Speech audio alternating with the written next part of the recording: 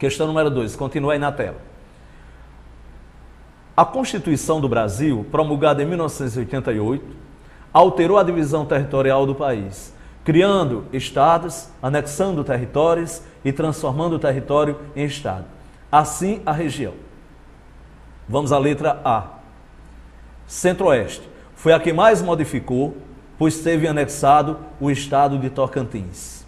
Foi a que mais modificou, pois teve anexado o estado de Tocantins. Essa letra A, ela está incoerente porque, na verdade, a região Centro-Oeste, ela não teve anexado o estado de Tocantins. O estado de Tocantins, ele foi desmembrado da região Centro-Oeste e passou a fazer parte, a integrar a região Norte. A letra B. O Sul não sofreu nenhuma modificação, enquanto a região Sudeste teve o estado do Espírito Santo incorporado à sua área. Gente, antes de 1988, o Espírito Santo ele já fazia parte, obviamente, da região Sudeste. Então, essa letra B está incoerente.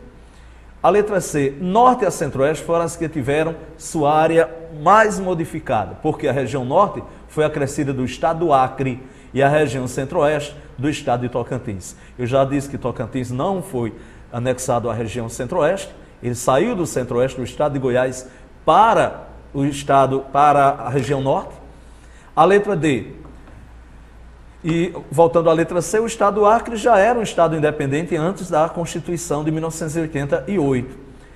A letra D, Nordeste sofreu pequena alteração com a anexação do antigo território de Fernando de Noronha ao estado de Pernambuco. E a letra E, a Sudeste e a Centro-Oeste não sofreram modificações. Claro, a Sudeste não sofreu modificação, mas a Centro-Oeste sim. Teve uma parte do Centro-Oeste, que foi o estado do Tocantins, que sai de Goiás para ser um estado independente, pertencente à região Norte. Então, voltando para cá. Então, gente, está mais do que coerente que a região Nordeste, ela vai sofrer essa modificação. O território de Fernando de Noronha, ele sai do caráter de território e ele é reduzido à condição de município. E o que eram os territórios federais? Os territórios federais eram regiões que não tinham uma autonomia política, vamos dizer assim. Então tinha o território de Roraima, tinha o território do Amapá e o território de Fernando de Noronha. Com a Constituição de 1988, os constituintes, eles acharam que os territórios eram algo desnecessário, davam gasto, não tinham autonomia política, era necessário que esse território ou passassem a condição de Estado, se promovessem a condição de Estado, como foi o caso de Roraima e Amapá, ou então, se não tinham condição de ser um Estado independente, que usassem a sandália da humildade para ser município. E foi o que aconteceu com Fernando de Noronha. Até hoje é questionado por que Fernando de Noronha, na verdade, não pertence ao Rio Grande do Norte. Ele está muito mais próximo aqui de Natal, da esquina do continente, tá certo? Atenção, turma do segundo ano C, criança que você está aí ouvindo, preste atenção. Lá do Salesiano. Um abraço também aos meus alunos lá do Anísio Teixeira, que também estão ouvindo aqui, assistindo os nossos alunos. Então, até hoje o pessoal questiona. Meus alunos, tanto do Estado, da escola pública, como da escola particular, eles questionam. Professor, por que Fernando de Noronha, tão próximo do Natal, tão ligado até mesmo, vamos dizer assim, socialmente a Natal, não pertence ao Rio Grande do Norte? Fernando de Noronha consome a maior parte dos seus produtos, não vai de Pernambuco, vai do Rio Grande do Norte. Fernando de Noronha é muito mais perto do Natal do que de Pernambuco. As pessoas que colocam filhos para estudar na escola particular de qualidade, não enviam esses meninos para Pernambuco, colocam eles para estudar em Natal pela proximidade. E Fernando de Noronha sempre teve uma ligação ao Rio Grande do Norte, na época do território. Mas aí quando veio a Constituição de 1988, muita gente fala só força política, estratégia política, mas vamos dizer que o Rio Grande do Norte, pessoal, nunca teve assim um plano de turismo para Fernando de Noronha. Os mais velhos sabem, seu Pedro em Santa Catarina, que está aí agora ao lado de Alderi assistindo os alunos da gente, eles até comentavam um dia com ele, Fernando de Noronha, para o Rio Grande do Norte, era uma penitenciária. Era uma ilha que não tinha uma projeção turística. Era, na verdade, um setor penitenciário. Tá certo? Então, quando veio a Constituição, Pernambuco foi mais esperto, mandou um projeto de desenvolvimento turístico e deu no que deu. Hoje, Pernambuco está, com Fernando Noronha aí ganhando cifras milionárias no turismo, enquanto que o nosso estado, mais uma vez, fica a ver navio. O Rio Grande do Norte, que Pernambuco já ficou com a refinaria, né? As estruturas, até certo ponto, ligadas ao próprio porto daqui, dizem, as más línguas não provam, que foi levado para o porto de Pernambuco. Pernambuco tem levado muito projeto no Rio Grande do Norte. Estou vendo a hora de levar a ponte Newton Navarro e o Muro do Careca ali em Ponta Negra. Mas isso faz parte, obviamente, de luta por recursos políticos aqui no Nordeste. Então, voltando para a tela, voltem para a tela, por favor.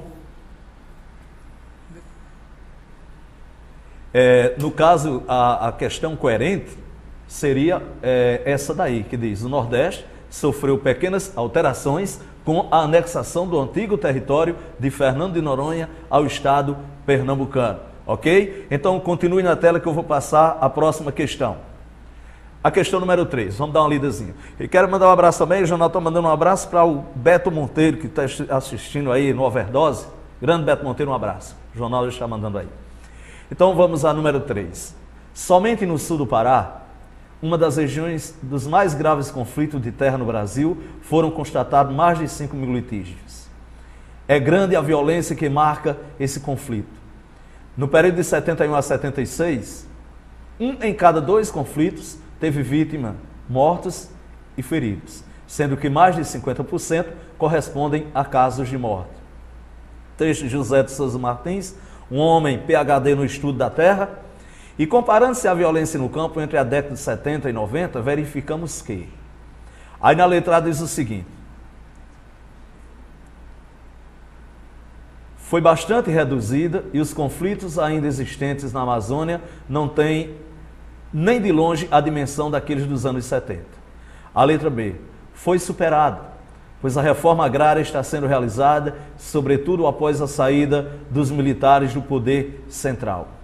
A letra C: foi superada, pois com o êxodo rural acelerado, foram reduzidas as pressões sobre a posse pela terra no campo e aumentou a violência nas áreas urbanas. A letra D: está longe de ser superada, pois os assentamentos oficiais dos sem terra não atendem às suas reivindicações, continuando os conflitos em várias partes do país. E a letra E: está próxima de ser superada, porque a política agrária do governo atual vem diminuindo a influência das empresas agrícolas sobre a terra. Gente, voltando aqui à tela, por favor. Isso daí é um assunto que a gente está debatendo, né, muito. Quase todo ano, nas provas de geografia, nos vestibulares, nas provas do Enem, a terra tem sido tratada com especialidade. O Brasil, vocês sabem, atenção pessoal dos segundos anos, aí do Salesiano, do pré aí do Anísio Teixeira, a gente sabe que é assunto nesse momento muito importante que a gente está trabalhando com vocês.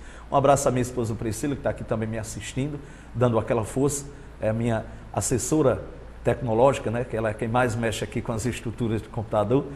Eu ainda não estou muito bem habituado à máquina, mas daqui para os 50 eu aprendo. Então, gente, nós vamos ver a questão da terra no Brasil. No Brasil, o problema da terra é grave. Tem um grau de elevação muito grande.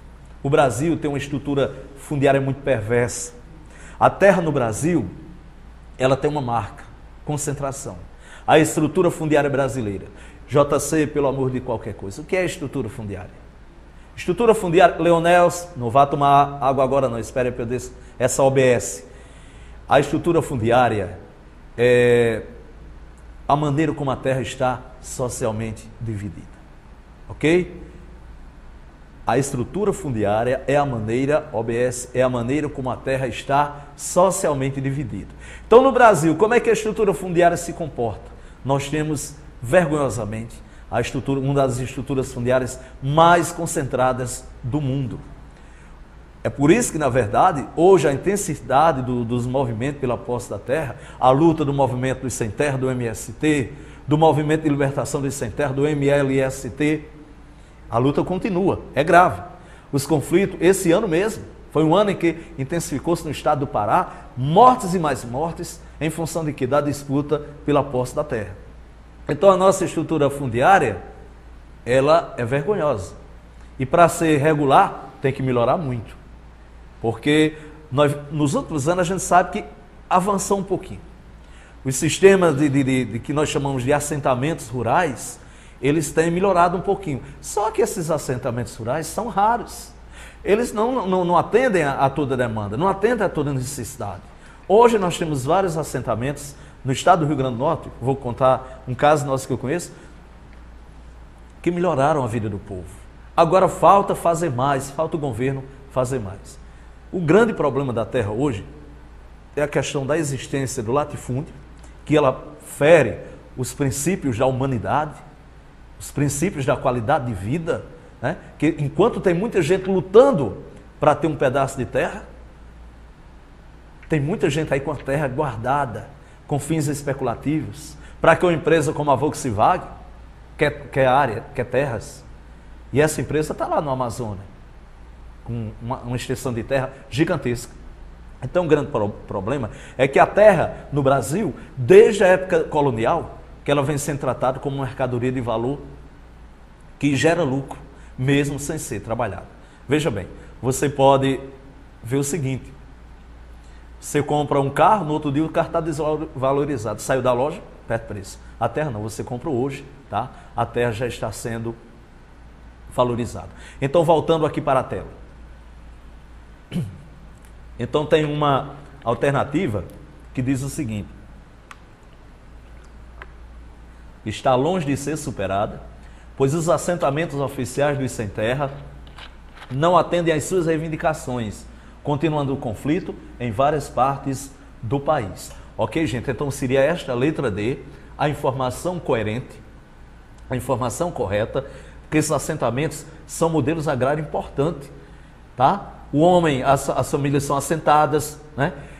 O governo, ele financia a terra não é dada de graça, elas são financiadas, máquinas, implementos agrícolas, assistência técnica, tá? E o homem volta a produzir, o homem é fixado no campo. Além disso, tem também o programa compra direta do governo, que o governo se encarrega, o Estado se encarrega de comprar aquela mercadoria que é produzido naquele assentamento. Mas aí, como eu disse a vocês, é uma situação que não atinge a todos. Precisa ainda ser muito bem ampliado. Então, sem tirar o olho da tela, eu já vou passar para a próxima questão, a número 4. Olha aí, a número 4 diz assim: observe o esquema para responder a questão. Aí nós temos uma imagem abaixo, como vocês podem ver aí, essa imagem, ela, apesar de estar com a letra um pouco pequenininha, mas ela tem, obviamente, ela tem uma cidade, uma parte urbana e tem uma parte rural, certo? Nós temos aí a parte urbana, esses prédios centrais, e nós temos o meio rural aí à esquerda. Ao lado aí nós temos o que? As temperaturas. Embaixo 19 graus, subindo 20, 21, 22, 23 e 24. E a gente nota, por exemplo, que na parte central da cidade há uma intensidade de temperatura muito grande, certo? Há uma intensidade de temperatura muito grande. Na parte do meio rural, a gente nota que a temperatura vai diminuindo. Então, pergunta-se, na letra A, identifica o fenômeno representado. E na letra B, aponte 3 fatores responsáveis pelo aparecimento desse fenômeno. Então, gente, nós vamos voltar aqui à tela, por favor. Então, essa questão, gente, ela cai demais, já tem caído demais no vestibular. Nós sabemos que a cidade, a cada momento que a cidade cresce, alguns problemas eles vão aparecendo. Ok? Pessoal do primeiro ano C, do Salesiano. A cada momento que passa, os problemas urbanos vão aumentando. Seja de ordem social, ou seja de ordem natural. A cidade, ela quando vai crescendo, uma vez eu ouvia no som do carro do professor Ronaldo, que está aqui ao meu lado, uma música de Edson Gomes, né? Que eu me lembro muito bem, e ele falava muitos problemas urbanos, o problema da cidade. E o jornal dizia: olha, Joaquim, isso aí é excelente para dar aula de geografia. Isso há uns 12, 15 anos atrás, me lembro disso. Porque, na verdade, o Edson Gomes ele retrata o problema urbano, o problema da cidade. Chico Sainz também. Essas pessoas geralmente musicam as coisas, tornam as coisas musicais, falando dos problemas.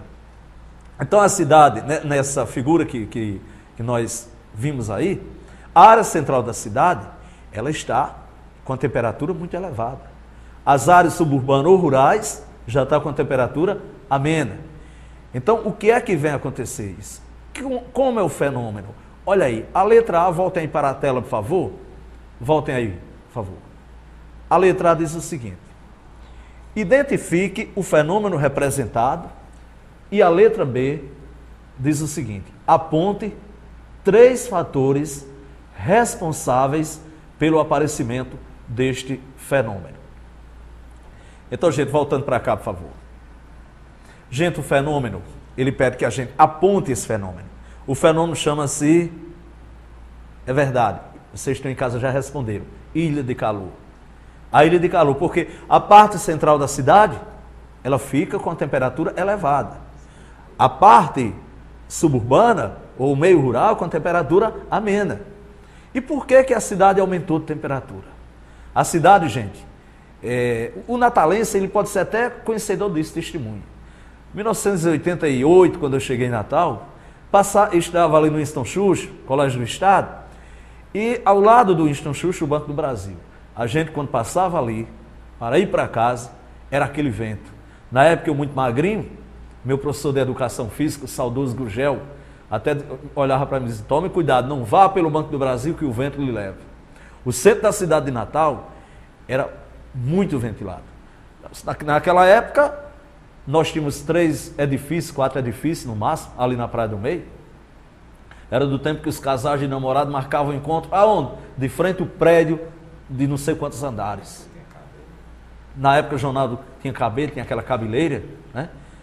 Fã número 1 das bandas de rock. Hoje, Ronaldo aí, a sua estatura, a sua cabeça, guarda o nome de 3 bandas de rock. Nenhum de nós tem mais nenhum cabelo. Placa Luminosa, que é a testa do Ronaldo, e Heróis da Resistência, que era outra banda de rock daquela época. Então, brincando, Ronaldo. Então, são 3 bandas de rock da época da década de 70. Então, gente, nesse momento, nós vamos comentar. A letra A seria a ilha de calor, e a letra B apontar 3 causas. Construções, edificações. Porque a edificação, o prédio alto, certo?